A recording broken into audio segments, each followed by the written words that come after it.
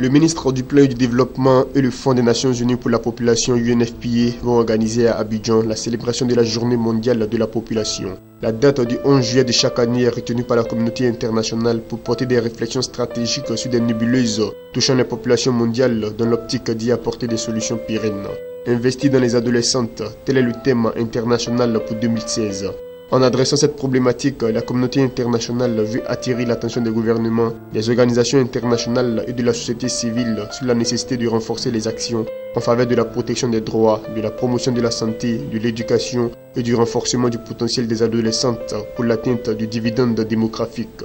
Niali Kaba, la ministre du Plan et du Développement, a souhaité que tout soit mis en œuvre pour aider les jeunes filles adolescentes à s'épanouir davantage dans la société. Pour ce faire, il faut qu'elles bénéficient d'un bon système éducatif et des politiques sectorielles visant à l'amélioration de leur cadre de vie, a-t-elle ajouté. Le 24 juin dernier s'est tenu au siège de l'Agence pour la valorisation des produits agricoles à Paris une séance de travail entre Ali Touré, représentant permanent de la Côte d'Ivoire auprès des organisations internationales de produits de base, et Philippe Jouglar et Philippe Ngamou, respectivement président et responsable du développement au sein de l'agence. Cette réunion a permis d'explorer les bases d'une collaboration constructive entre la Côte d'Ivoire et cette ONG pour que l'agence participe à la valorisation des principaux produits de base, notamment le café et le cacao de Côte d'Ivoire.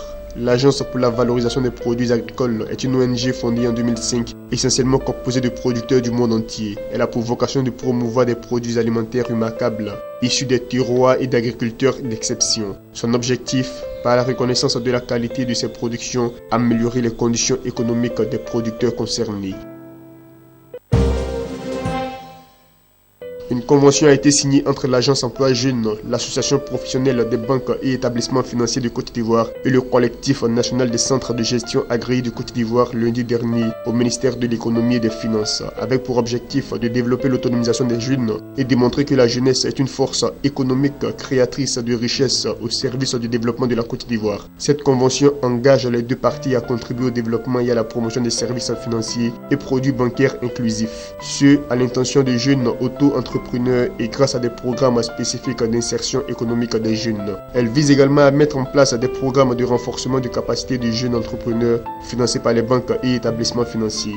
Pour le ministre de la Promotion de la Jeunesse, de l'Emploi des Jeunes et du Service Civique, Siditi Moko Touré, la mise en application de ces conventions permettra d'apporter des réponses adéquates aux besoins du financement des projets et d'assistance en matière de suivi de la comptabilité et de la gestion des entreprises créées par les jeunes.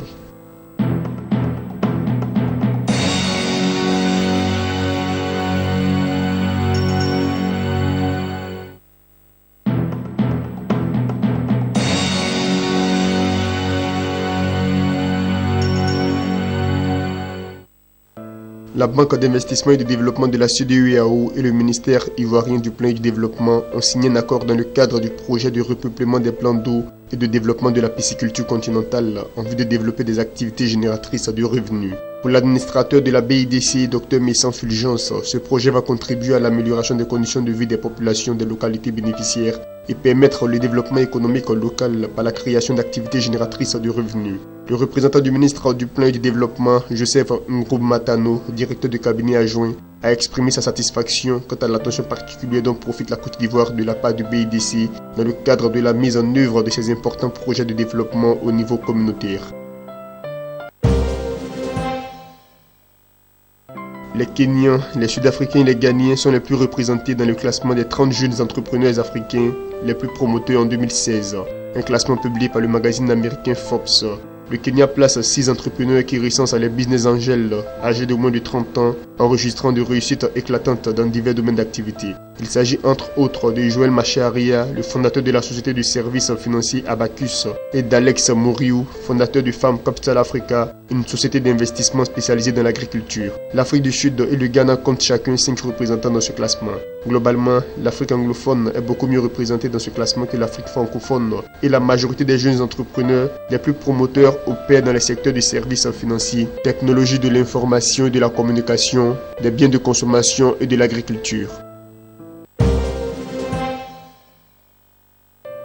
Durant les 6 premiers mois de l'année 2016, environ 1,82 million de touristes se sont rendus en Tunisie contre 2,32 millions au cours du premier semestre 2015, selon les statistiques publiées par le ministère tunisien du Tourisme le lundi dernier. Le nombre d'étrangers en visite dans le pays a chuté de moins 21,5% au premier semestre 2016, conséquence directe des attaques qui ont visé des touristes européens l'an dernier. Au premier trimestre 2016, les recettes étaient déjà en recul de moins 51,7% par rapport à la même période de 2015. Et l'an dernier, le nombre de touristes européens avait déjà plongé de moins 65,8% par rapport à 2010, année de référence pour le secteur. Le nombre de touristes britanniques, lui, est passé de 190 000 au premier semestre 2015 à seulement 8 000 au premier semestre de cette année. Rappelons que 38 touristes, dont 30 britanniques, ont été tués par un individu qui a ouvert le feu dans un hôtel de Sousse le 26 juin 2015. 3 mois plus tôt, 21 touristes avaient été abattus par des individus armés au musée national du Bardo à Tunis. Pour rassurer les visiteurs, les autorités ont annoncé le renforcement de la sécurité dans les aéroports et les zones touristiques.